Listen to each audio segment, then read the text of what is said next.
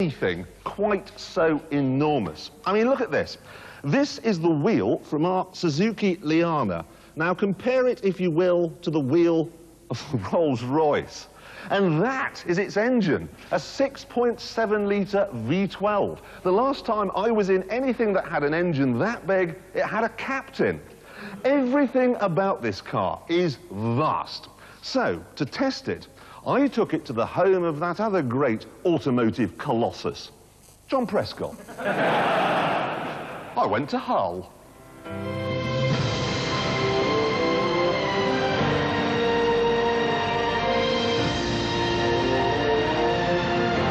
So, let's see. Is this car good enough to wear the flying lady, or shall we keep her hidden in shame?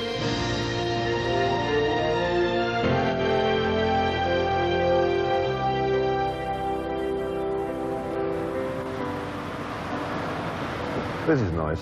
Instead of a rev counter, I've got a power reserve dial. I'm currently doing 60 miles an hour, and according to that, I've got 90% of the engine's power still in reserve, just in case of emergencies. That's good.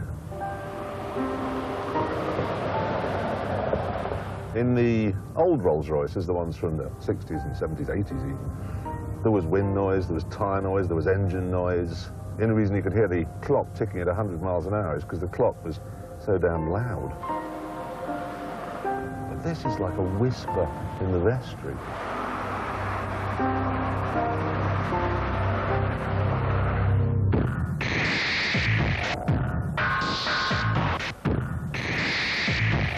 It's a frugal car too. I drove it up to Yorkshire yesterday and got 18 miles to the gallon.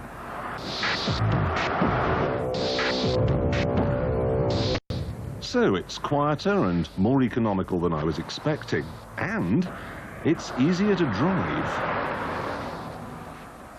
I imagined that driving this car through a village would be a bit like trying to thread an oil rig through someone's letterbox. But it's not that difficult, actually. I mean, I know it's 14 miles long, but it's actually quite narrow. It's 6 inches narrower, for instance, than a Range Rover. So it's quite easy, relatively. I'm not distracted by toys either. In most luxury cars, there are thousands and thousands of buttons which let you tailor everything just so. But let me show you the radio in this as a prime example of what I'm on about. There's one knob. You push it, and Terry Wogan comes into the car. Turn it, and he gets louder. Move away from it. And you push it again, and he goes away. Then there's the gear arrangement. Tiptronic? I don't think so. I've got backwards, neutral, and forwards, and that's it. It seems this car represents an old-fashioned approach to luxury motoring. And I rather like that.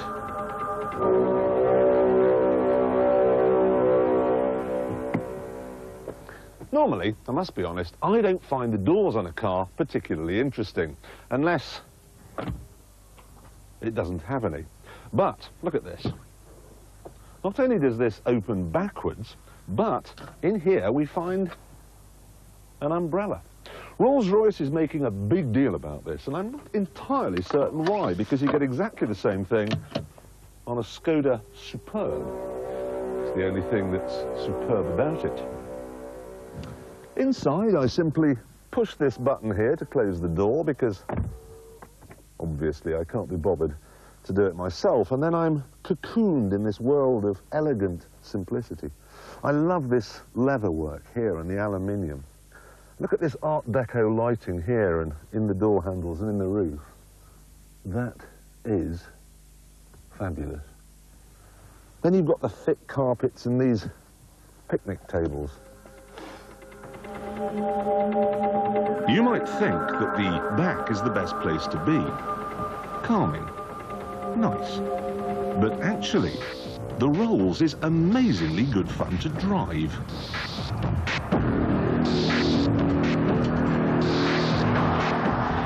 Naught to 60 in 5.7 seconds and a top speed of 150. That's fast by anyone's standards, especially as the wheels don't appear to be going round. And it's not just good in a straight line either.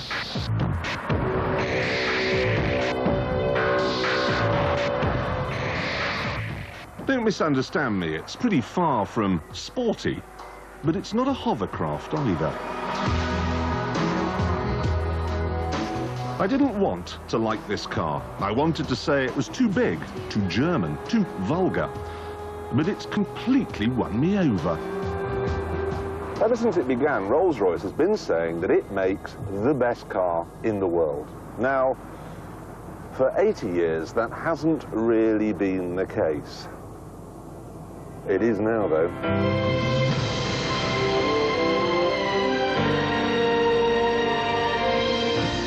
Once again, the spirit of ecstasy is just that. And here we are at Journey's End, the real reason for coming to Hull, the Humber Bridge. For 17 years, the longest suspension bridge in the world.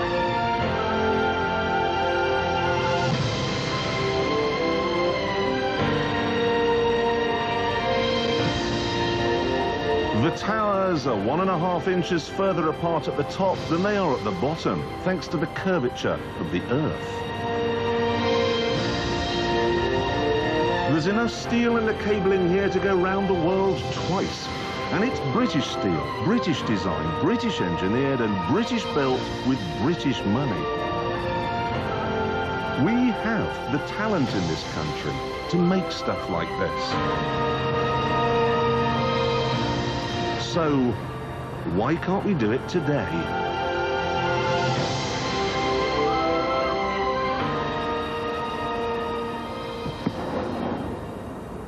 The design of this car is British. The chief engineer who worked on it is British. But the engine comes in a box from Germany. So does the gearbox, so do the brakes, so does the suspension, so does the body. Even the leather on the seats comes from a flock of cows in Bavaria. All we do in this country is put all the bits together and nail the dashboard in place. It's pathetic.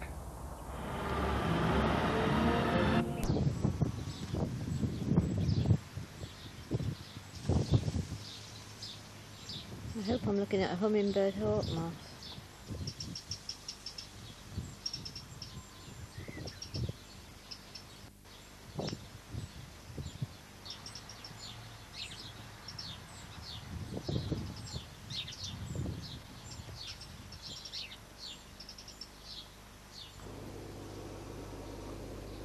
August 2003.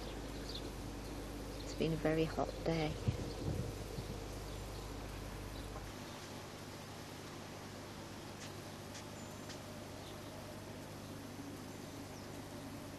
And Pete's just getting the moth trap ready.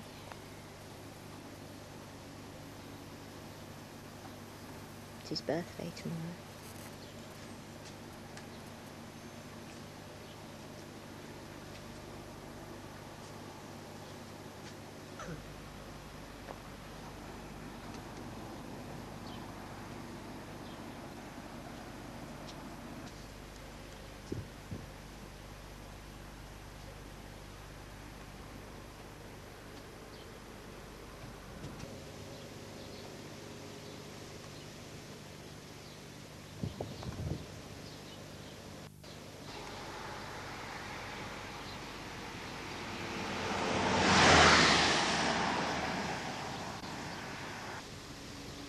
My little front garden.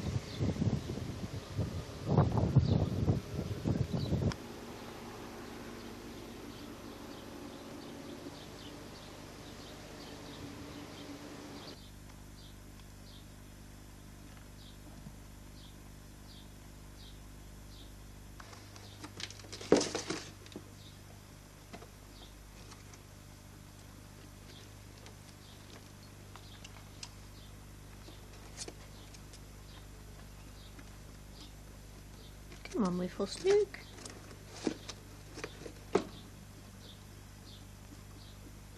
Sorry, it was Arthur.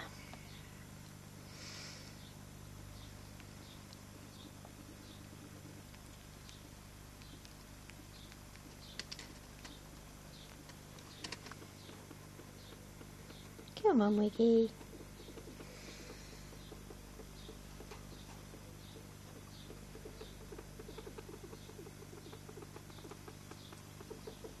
Hey, baby.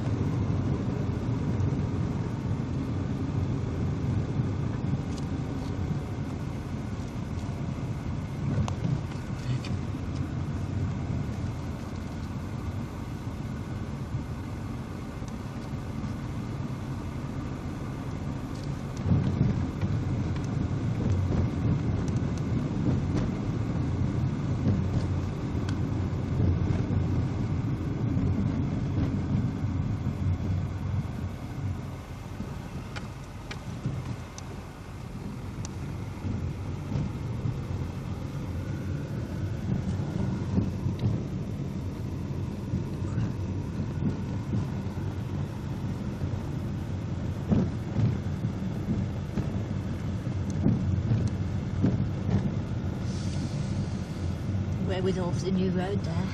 Pardon? All the wherewithal for the new road. Oh, yeah.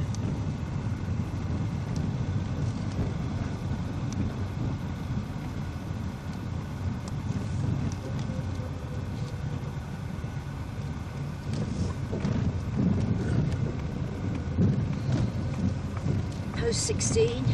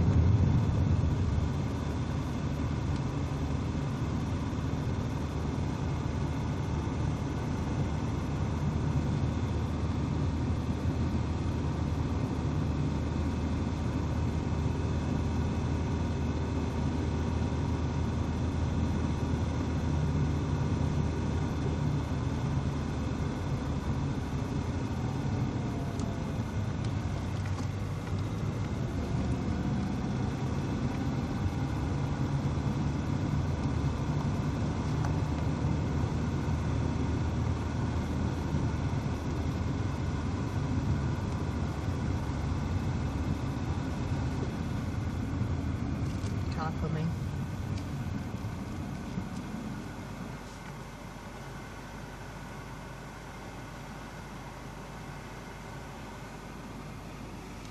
Try to left.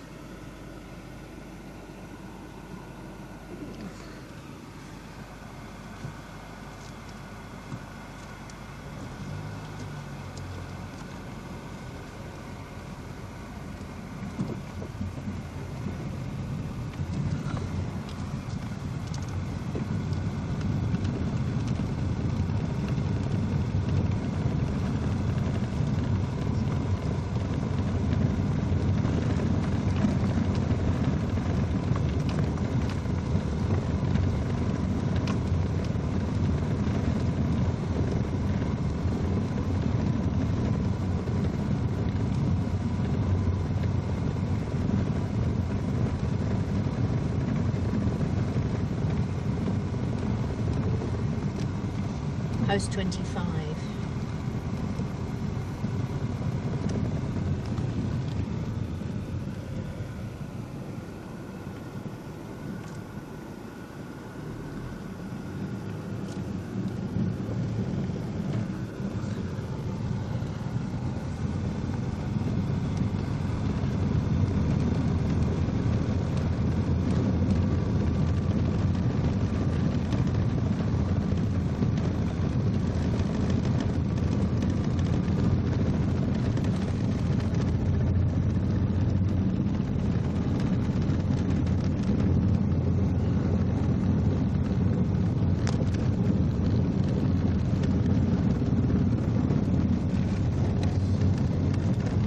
Post 29 where the new road's going.